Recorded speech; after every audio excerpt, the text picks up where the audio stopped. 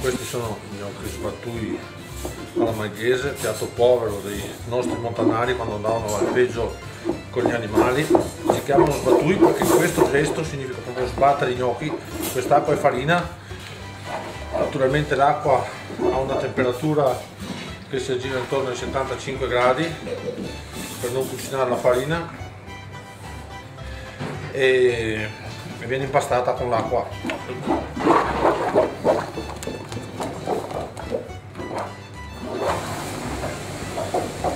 L'impasto è pronto da buttare.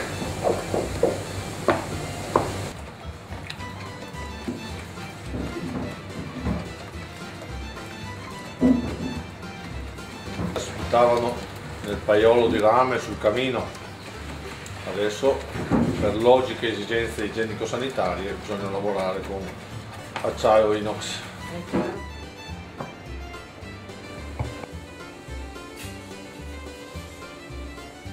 Mettiamo del formaggio anche sul fondo della mastella perché così risultano conditi in modo migliore.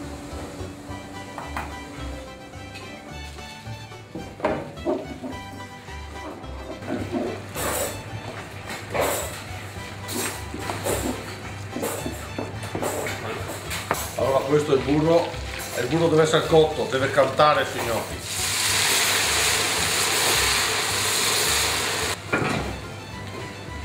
Ha cantato.